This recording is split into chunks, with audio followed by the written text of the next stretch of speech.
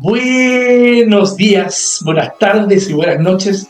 Depende del lugar que tú nos estás viendo. Bueno, bienvenidos a un nuevo Café con R.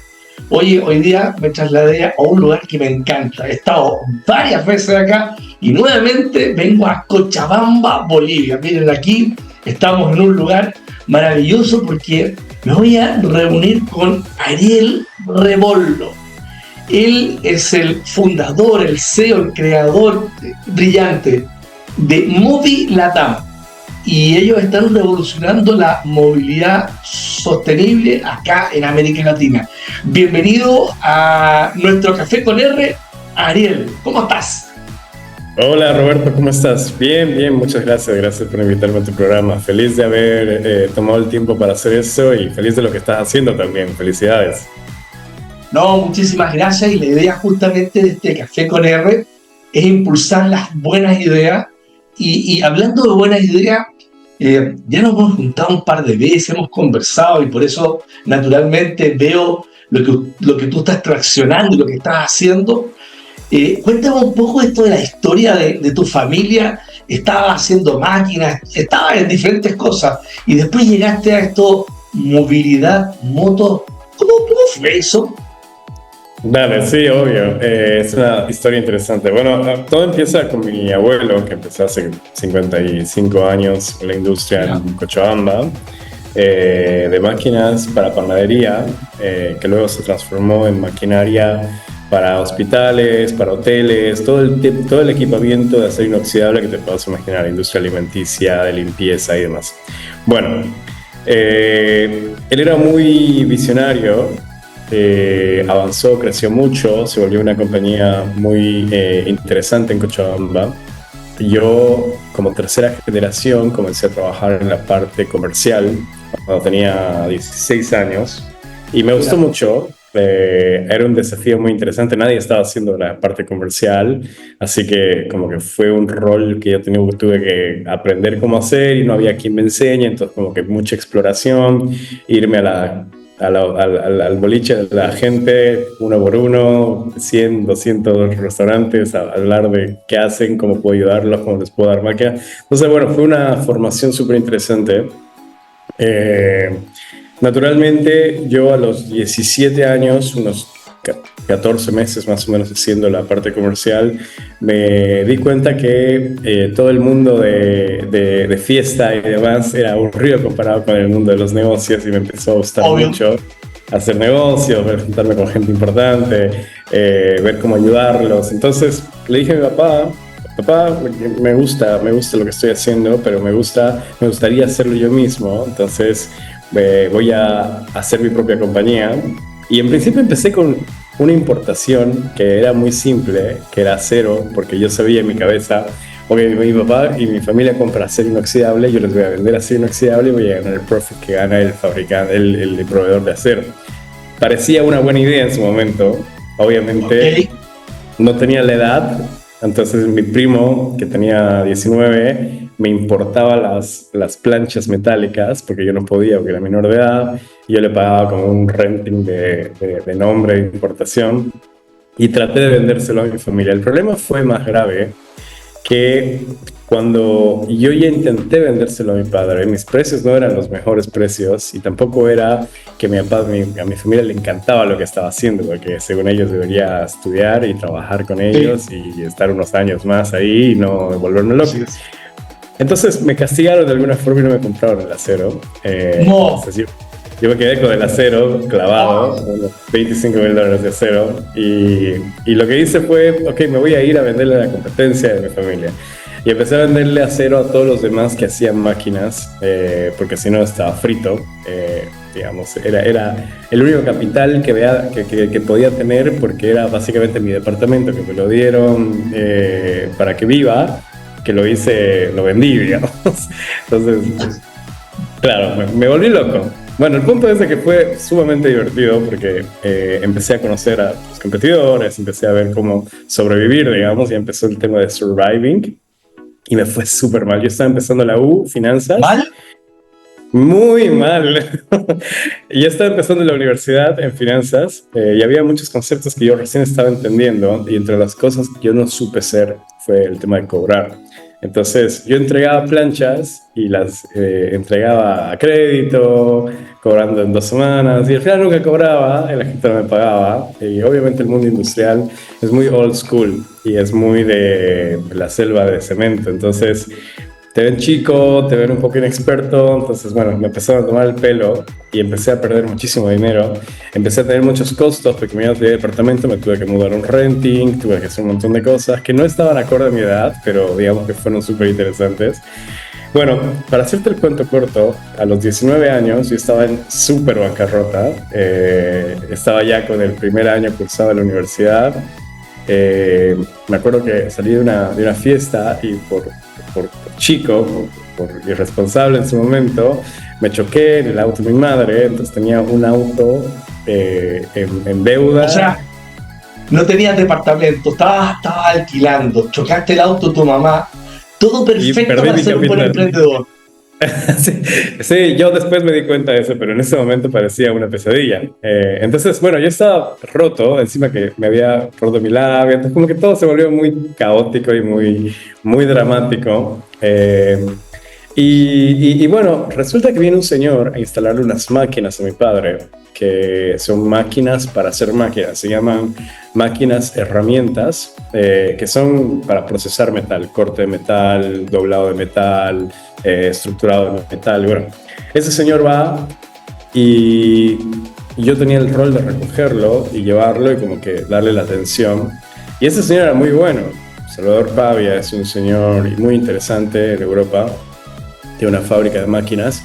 Y cuando lo conocí y entendí lo que hacía, me encantó entrar al mundo de la tecnología y ver cómo máquinas podían aprender a hacer programaciones automáticas versus cosas manuales que antes hacíamos. Entonces me encantó y le dije, oye, ¿sabes qué? Estoy recontra quebrado, tengo un montón de clientes que me deben dinero de tu rubro, que compran acero, por ende que podrían comprar máquinas.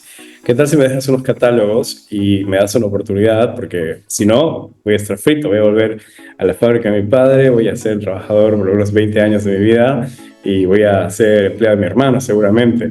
Entonces no quiero eso. Si puedes ayudarme con catálogos, yo voy a ver qué puedo hacer. Me dio unos catálogos y me dijo, cuando vendas la primera máquina, te traigo y te enseño todo lo que tengo que enseñarte en Europa. Bueno, un año entero traté de vender máquinas y fue lo más difícil del mundo, pero son máquinas que valen $120,000, $150,000. Encima Bolivia no estaba preparada para esa tecnología, eran máquinas computarizadas. Y bueno, resulta que mi tío, que hacía algo parecido pero con muebles metálicos, me dice, si puedes conseguírmelo a crédito, las compro. Era imposible, porque era su primer cliente, este señor no conocía el mercado boliviano, no iba a dar a crédito. Lo que hice es, le conseguí el mejor descuento del mundo, era como 20%, que era mi comisión, y le dije, tío, acá hay un 20% de descuento que te dan, no te van a dar crédito, pero es 20%. Es mi comisión, pero no importa, comprala, yo no quiero ganar nada, solo quiero que me lleven a formarme en Europa. Y él era, no sé, puede ser, y le faltaba como $1,000. Bueno, me acuerdo que $1,000 era lo que tenía en el banco de todo lo que había invertido. Ajá, y le dije, ya, ¿sabes qué? Yo te lo pongo, pero me quiero ir de una vez. Me quiero irme a Europa de una vez y no importa que este sea como mi ticket de entrada. Entonces me acuerdo que le di ese cash como si fuera un descuento adicional y ya con eso me pude ir a formar. Estuve casi un año formándome y este señor era muy bueno haciendo sales B2B. Adelante. Estuviste un año formándote en Europa. Sí, en máquinas 4.0 para la industria de metalúrgica. Y bueno, yo ya estaba en el segundo año de universidad, allá hay también católica, entonces fue fácil homologarlo. Pero era una experiencia impresionante porque yo me subía al Jaguar de este señor y íbamos en su Jaguar a visitar a Sid, a las compañías de Armarcio Ortega, íbamos a compañías impresionantes que él entraba y veía lo que les faltaba, las deficiencias de producción que tenían y le decía, necesitas esta máquina. No era como ellos iban a él iba a ellos y le decía, necesitas esto. Y me encantó eso. Ariel, y toda esta experiencia que es maravillosa por lo demás, porque naturalmente yo te dije, es parte del costo de ser un emprendedor. ¿En qué momento nace esto de revolucionar la movilidad sostenible vamos a hablar de en América Latina como pensando muy en grande, porque yo sé que lo va a lograr, pero en Bolivia? Ya, bueno, resulta que yo estuve este tiempo en Europa y este señor me formó y luego me mandó a Bolivia bajo un rol que se llama Country Manager y yo empecé a vender máquinas a la industria metalúrgica. Me fue súper bien. Digamos que mi auge de vida, hasta mi corta vida que tengo, fue entre mis 20 a 24 años, que la verdad que solo vendía máquinas, ese era mi único rol, pero vendía un montón de máquinas y vendía muy bien. Aprendí muy bien a vender B2B y muy bien del negocio de la industria. Así que, bueno, un chico que no tenía nada que hacer, solo estudiaba, ya había estado acabando la U, tenía el rol. Me ascendieron a Continent Manager y empecé a vender en toda Latinoamérica y obviamente Oh, viajaba un montón. Sí, viajaba a Panamá, viajaba a Argentina, viajaba a Paraguay, viajaba a Chile, viajaba a Perú, me mandaban porque todo lo que llegaba a la web de la fábrica de máquinas me llegaba a mi mail fíjate, personal y yo tenía que ir a buscarlo. Entonces pedía viáticos y mi vida era muy, muy, muy fácil. Yo era muy feliz, obviamente, pero era un feliz de una forma, no era feliz completamente. Entonces conocí muchas empresas de la industria automotriz en ese trabajo y vendí muchas máquinas. Por ejemplo, me acuerdo que le vendí un equipamiento completo a una fábrica que hace buses, buses convencionales. Y yo tenía sus planos, veía todo el proceso de producción de un vehículo, veía toda su estructura y me empezó a gustar. Y lo que más me frustraba era que yo les daba las máquinas a estos señores y a estos señores les iba súper bien y construían cosas increíbles. Y yo decía, rayos, yo no estoy haciendo nada que genere valor, estoy ganando plata, estoy vendiendo, pero no estoy construyendo nada realmente. Entonces, me dio una especie de crisis existencial a mis 24 años, más o menos. Eh, yo estaba en proceso de consolidarme como ser humano en el mundo, tipo sentar cabeza y demás. Y a los 24, que conozco un señor que estaba metido en la industria minera, que fabricaba unos cochecitos, que tenía un motorcito para recoger minería, y me dice, oye, ¿no tenemos que hacer autos? Yo le dije, por supuesto que sí, estoy en una crisis ahora mismo. Y yo tenía stock, entonces como que entregué un poco de stock, un poco de plata también. Entonces abrimos la primera fábrica automotriz de Bolivia, que digamos en su momento fue muy relevante. No era una fabricación per se tan completa, era una pseudo fabricación porque era más ensamblaje de algunas piezas, pero nos fue mediáticamente súper bien. Yo dejé el negocio de las máquinas, me disculpé con mi jefe, que no me disculpó, obviamente, porque hacía un no te montón de trabajo. disculpo. No me disculpó, se enojó muchísimo conmigo. Pero bueno, dejé el rol, me volví emprendedor ya full time real con cosas raras y empezamos a hacer autos eléctricos en Bolivia. Fuimos la primera industria de autos eléctricos en Bolivia. ¿Cuántos años Eh, atrás? yo tenía en ese entonces 25 años, hace unos 6 años atrás. O sea, en la época de cuando aparecen 2018, cuando están los Tesla, cuando estaban empezando, todavía no sonaban cuando tanto. estaban empezando los Tesla. O sea, en Sí. Bolivia había un competidor de Tesla. Sí, sí, y de Ok, hecho salió un reportaje en New York Times interesante sobre eso. Pero bueno, el punto es de que el negocio era pésimo. Era un excelente negocio mediático que generaba un montón de excelente. awareness, pero en la práctica los unit economics no nos daban. En la práctica la capacidad de colocación no nos daba. En la práctica la calidad era imposible competir con industrias que tienen 100 años en el mercado, Wow. que tienen millones y millones de I más D. Entonces fue como un balde crudo de realidad. Lo bueno es que ya lo habíamos arrancado. Yo tenía una diferencia muy notable con mis socios, casi 13 años de diferencia, yo era muy chico. Entonces les dije, bueno, yo creo que no es el camino.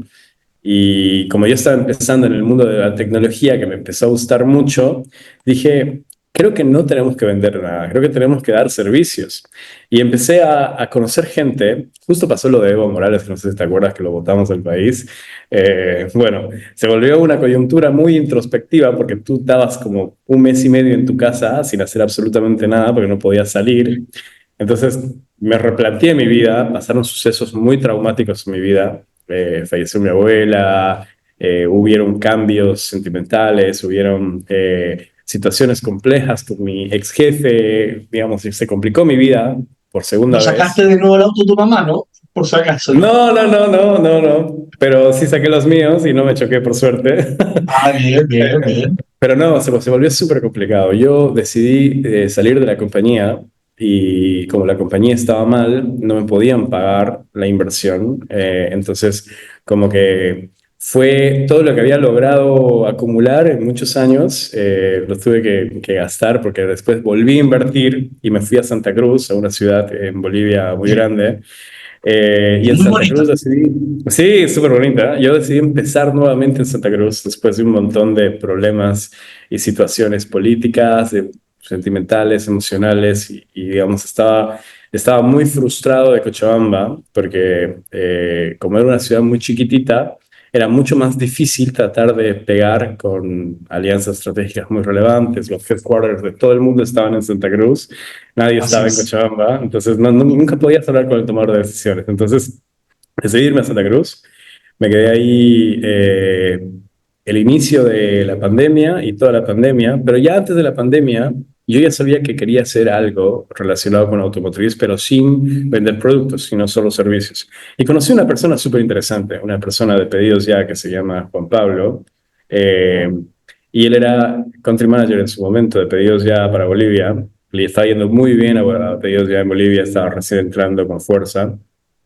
Y tuve acceso a un montón de dolores que se percibían en los usuarios, que obviamente yo no los sentía porque no era mi negocio, pero realmente era crítico, era 30% de su plantel alquilaba motocicletas en $15 al día, y tenía que pagar combustible, que eran como $5 más, eran como $20, y ganaban $25 trabajando 16 horas, entonces les quedaba como nada y todo era para el owner de las motos y para el combustible, entonces era un negocio muy ineficiente con un montón de churn. Había 70% de churn mensual, era impresionante.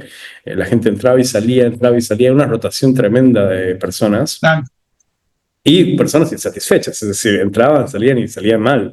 Eh, Se endeudaban por la moto, o tenían algunos problemas. Entonces, bueno, me gustó mucho el poder enfocarme en algo más simple como una moto, porque la complejidad que tiene un auto versus una moto son completamente distintas. La moto es mucho más sencilla y el uso que le dan también es mucho más sencillo, es urbano, no tienes que viajar una moto, entonces como que hay muchos temas de normativa que son menos complejos. Y decidí hacer una moto, pero esta vez decidí hacer una moto que tenga una variante. En el anterior negocio el concepto era produce barato, vende barato y vende rápido. En este concepto era produce lo más caro posible para que la calidad te dure el mayor tiempo posible, por ende la suscripción o el renting de la moto sea el mayor. Yo quería vender servicios, no quería vender el producto, quería simplemente que la gente lo use y me pague mensualmente. Entonces, el criterio de fabricación fue completamente distinto y ahí tuve que acudir a mi padre con la cola entre el rabo y decirle, papá, necesito de tu ayuda, tengo una idea muy buena, pero necesito una fábrica, necesito gente, necesito ingenieros, necesito un montón de cosas. Y sé que no los necesitas de noche. Entonces, ¿qué tal si hacemos un deal y yo uso la fábrica de noche? No te vas a ni enterar y empiezo a producir un prototipo en la planta. Y bueno, estaba mi hermano como CEO en ese momento. Mi hermano se sumó con un pequeño paquete accionario porque tuve que persuadirlo y era la única forma. Y luego empezamos a producir este prototipo, que era la primera moto inteligente en el país, que además de ser una moto inteligente, tenía algo súper cool, que la plataforma ya podía controlar velocidades, ruteo, un montón de cosas que en el 2019 eso era como weird. Era muy extraño. ¿Combustión interna o eléctrica? Era 100% eléctrica. Sí, y Ah, estaba porque ya sabía todo sobre el mundo eléctrico, ya había ido a China varias veces, ya tenían proveedores, ya tenía un montón de cosas. Fue como que fácil poderlo migrar a la moto. En la moto nos tardamos como 6 meses en lograrlo. Y antes de que lancemos la moto como prototipo oficial y capturemos la atención de inversores, empieza la pandemia y todo se cierra. Y estábamos en 2020, febrero, marzo más o menos, ya todo se había cerrado. Y yo me acuerdo que ya había hecho engagement con una estación de servicio muy grande que se llama Biopetrol.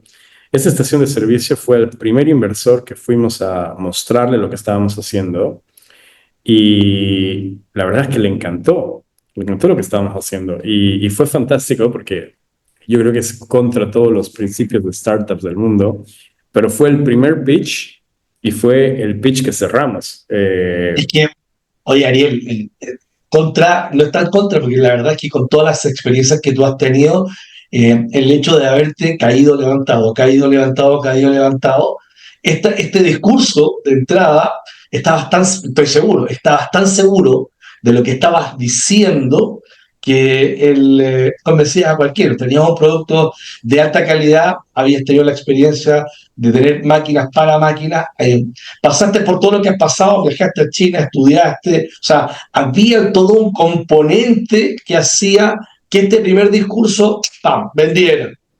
Sí, sí, sí, no, y además se sumó al proyecto como investor el managing director de Pedidos Ya, que tenía los clientes. Mira, Claro, o sea, estaba como todo muy casado y tenía muchísimo sentido. Y en la pandemia, me acuerdo que el tercer mes, más o menos por mayo, junio, eh, ya tenía la moto perfecta, tenía la plataforma perfecta, tenía todo perfecto. Y el reto era cómo lo mando de Cochabamba a Santa Cruz en plena pandemia. Y era un quilombo. Nos tardamos un mes en hacer que esa moto llegue a Santa Cruz para mostrarla. Y logramos que sí llegue a Santa Cruz, la mostramos y fue una reunión súper interesante. Fue como, nos encanta el producto, le vemos futuro, nuestra industria está llena de problemas con el tema de la pandemia, queremos una transición energética, queremos vincularnos con ese tipo de negocios. Entonces, vamos a invertir $300,000. Y yo era, wow, perfecto. Invirtieron su primer ticket de $300,000 en ¿tu Angel papá qué dijo Round. ahí? ¿Que sigue usando la fábrica de noche? No, mi papá, puedes creer que hasta el día de hoy todavía no entiende lo que hago. Es como, ¿No? sabe que fabrico, pero no sabe qué diablos hace la plataforma, ni cómo funciona, Ah, ni ok. nada, ni nada. Ya. Entonces, Oye, ok, entremos a eso porque la historia, que es contundente, es tremendamente valiosa para lo que vamos a entrar ahora, que es contar cuál es el modelo del modelo de negocio y darnos un poquito de tus características de tu moto, que es súper interesante. Yo ya entiendo que estás en Bolivia, estás en Paraguay y vas a expandirte, pero hablemos del modelo de negocio y de la moto. Porque la moto es súper importante, ¿eh? Es un tema que sí, estamos pensando en Latinoamérica y lo que digo es tremendamente cierto. Estamos hablando de alguien que hizo una moto, un vehículo eléctrico en Latinoamérica. Caso único. sí, y difícil. Esta moto fue el primer prototipo de 13 prototipos que hicimos. Esta inversión nos ayudó a poder seguir operando por muchos años, pero sobre todo de lanzar operaciones piloto, no encontramos el modelo por años, Roberto. Fue frustrante porque teníamos el producto, no teníamos el modelo de negocio. Entonces, lo que hicimos fue hacer side projects, hicimos un negocio de sharing. Conseguimos, no sé cómo, pero conseguimos a través del negocio de sharing una inversión nueva de $500,000 de una aseguradora muy grande. Eh, y era como, estábamos como en racha y seguíamos avanzando. Expandimos el negocio de sharing en 4 ciudades en Bolivia, una ciudad en Paraguay, nos invirtieron $250,000 más. Era como todo iba muy bien y de repente me pasa algo que era mi tercera crisis empresarial, que es que en el mundo empiezan a banear a los scooters. Empiezan a... París empieza a decir, no, no más scooters. Bird, que era una compañía global, se va al diablo Sí. y anuncia públicamente de que el negocio sharing es sumamente difícil. ¿Y qué pasa? Que mis inversores empiezan a decir, esto es re Aquí complicado. llego, Ajá, entonces se me cortaron todos los suministros de capital habidos y por haber. Obviamente la operación estaba casi rentable, pero si yo quería seguir creciendo necesitaba invertir en más vehículos, entonces se volvió súper complicado. Al final terminamos sin runway. Yo quería levantar una ronda importante de Venture Capital el 2021 finales. No lo logré. Los VCs me decían, I'm sorry, pero tu negocio es demasiado complejo hoy mismo. 2022 ya no tenía runway, no tenía capital. Tenía el negocio de motos parado por no tener un modelo de negocio. Y tenía el negocio de sharing estancado por no poder tener más capital para invertir. Eh, bueno, el equipo, la gente, la estructura era muy cara porque obviamente nos iba muy bien. Y estábamos en una oficina muy bonita, teníamos un montón de gente que hacía pocas cosas, digamos, se me subió un poco a la cabeza el modelo 2021 de Venture Capital, donde te regalaban dinero, básicamente. Entonces fuimos víctimas de un positivismo extremo y terminamos complicados. El 2022, me acuerdo que terminamos de 35 que éramos, terminamos 7 bootstrapeando, pero como sea, trabajamos lo que 35 hacíamos 7. Mi equipo fue súper O sea, fiel a bienvenido a la mí. realidad. Bienvenida a la realidad. Sí. Y fue divertido. ¿Sabes qué? Hoy digo, qué bueno que no me invirtieron, porque esa experiencia fue la mejor experiencia de mi vida. Obvio, obvio. Y Y ahora aprendí. hablemos 2025. Nos vamos a mover un poco de toda esta aventura. Y hablemos 2025 porque me gustaría contarle a la gente que nos está escuchando qué es lo que hace tu compañía y por qué tienes tanto éxito en Bolivia y en Paraguay. Y vas a expandirte a Perú y tienes por ahí ciertos planes. Entonces, sería muy importante contarle a la gente, hoy día ya, después de haber pasado sube, baja, ya estamos en otra etapa de tu compañía y contarnos justamente eso. Bien, justo pasando esto, nosotros decidimos enfocarnos en la Moped, así los 7 que éramos, y decidimos encontrar el modelo perfecto. Y hicimos mucho research, volvimos al Back to Basic, entendimos un poco cómo funcionaba el mercado y decidimos hacer un modelo que sea un modelo vinculado a plataformas, pero que le sirva como herramienta de trabajo a la gente y que además le dé la facilidad de poder acceder al vehículo sin mucho problema. Entonces, ¿qué hicimos? Hicimos unas integraciones con las plataformas, con Pedidos Ya, con Tada, con CBN. Ellos lo que hacían era eh, se mostraba en nuestro marketplace de empleos. Tú accedías a la aplicación, te la descargabas y te parecía un marketplace. Tú escogías Pedidos Ya, pues coges Pedidos Ya, te registras y una vez que te registras, tú haces un onboarding de unos 5 minutos, que a la vez estás haciendo un onboarding en una compañía local de leasing, un banco, un microbanco. Entonces, una vez confirmas tu onboarding y estos player de empleos que es Pedidos Ya está en orden, también te garantiza el crédito el banco. Tú no te enteras, tú simplemente recibes un mensaje que Sí, dice, felicidades, fuiste contratado. Tú, una vez con eso, te hacen llenar otro triaje adicional, que ya son términos y condiciones, algunos contratos sí. internos, y en un lapso de 48 horas tú recibes la motocicleta eléctrica en tu casa, ya programada para que todas las órdenes de trabajo lleguen a la pantalla. Entonces, una vez que tú enciendes tu moto, la moto empieza a llegarte órdenes para que tú generes $2,5 promedio por orden a partir de eso. Entonces, O sea que, una perdona, persona. pienso 10 órdenes y hacían los 25 que hacía la gente trabajando. Uf, ¡qué productividad! Correcto. Entonces, y lo mejor de todo es que no tenía que ser una plataforma, podían ser varias. Entonces, las 10 órdenes, ¿en cuánto tiempo te pueden llegar con una plataforma? Bueno, puede duplicarse el tiempo, o sea, reducirse a la mitad del tiempo en realidad con 2 plataformas o 3 plataformas. Entonces, nosotros podíamos acumular un montón de órdenes que no se cedan entre ellas, sino que estén muy bien organizadas y que el rider pueda tener en 6 horas una atomización de órdenes que entregue como loco todo lo que tengan que entregar y luego que pueda estudiar, porque el concepto fue que la gente no deje de estudiar, que la gente vaya a la universidad, que esté en la mañana, que a mediodía salga al laburo, que que trabaje hasta las 3, que vuelva a la universidad y en la noche que vuelva al laburo. Son 3 horas en el mediodía y 3 horas en la noche, las horas pico de la industria de última milla de comida. Entonces, esas 6 horas te dan $600, $700, que es 2 veces más el sueldo mínimo nacional en Bolivia. Eso era una locura, que obviamente si lo vuelves al índice de abandono estudiantil, el 80% de la gente que estudia en la universidad abandona la universidad por un sueldo mínimo. Entonces, ¿qué pasa si le decimos, ahora vas a ganar el doble que un sueldo mínimo, vas a poder estudiar y no tienes que abandonarla, puedes hacerlo a la vez y la universidad lo sabe? ¿Cuántas motos tienen ahora?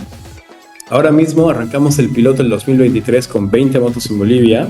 Llegamos a cerrar el año del 2023 con 40 motos y todo el año 2024 expandimos en Paraguay para tener unas 40 motos adicionales.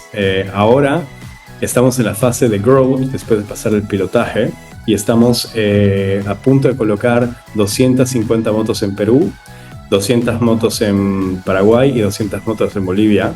Ese es nuestro cierre de este año. O sea, 2025 van a ser 200, 400... 600 más las 80 que ya existen. O sea, cerca de 700 motos. Correcto.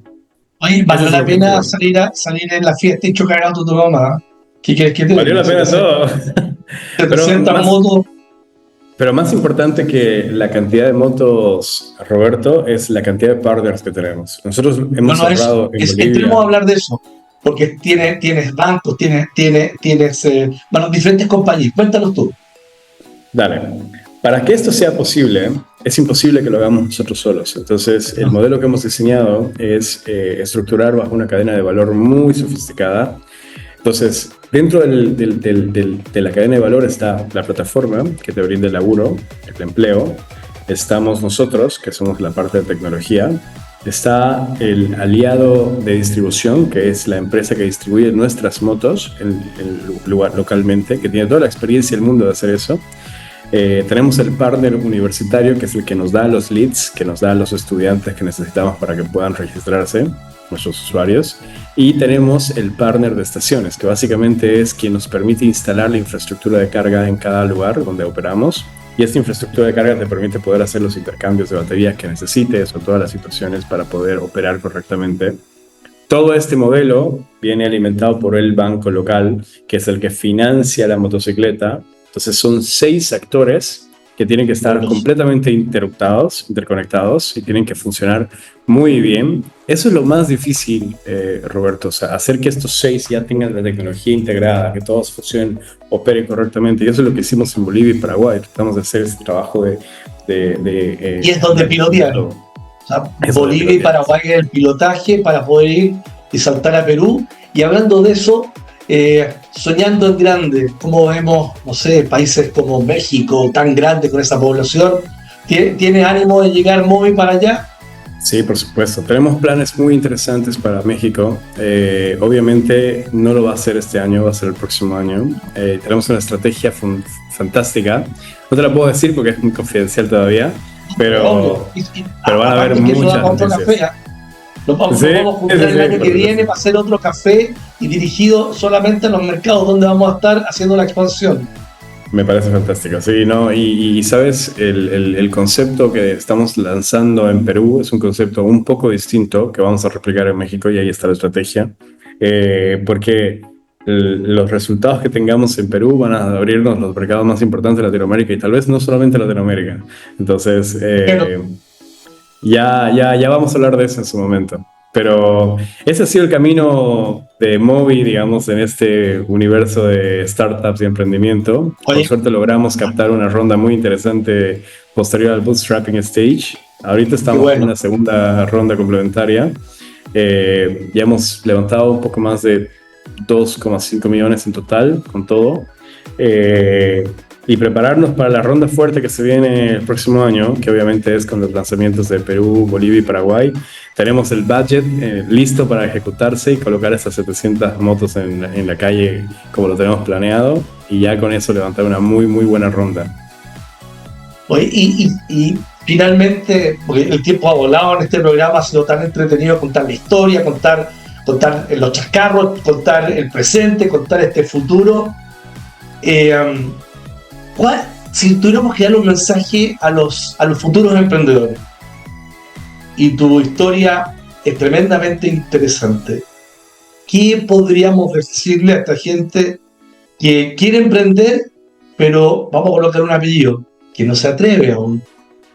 Sí, yo creo que emprender es, a ver, yo soy súper de acuerdo con que tienen que haber muchos emprendedores, pero creo que tienen que haber emprendedores conscientes de lo que es emprender y estar completamente de acuerdo con la cantidad de sufrimiento que puedes acumular, pero la cantidad de autodesarrollo, autosuperación que puedes construir. O sea, es el camino para mí, como dice una persona que admiro mucho, es el negocio más difícil, es la carrera más difícil del mundo, pero en el largo plazo es la mejor pagada del mundo. Es súper difícil, pero vale la pena, hay que hacerlo si realmente quieres hacerlo, pero si no es tu perfil, que también lo respeto un montón, mejor no meterse, porque sí, es una cosa muy compleja.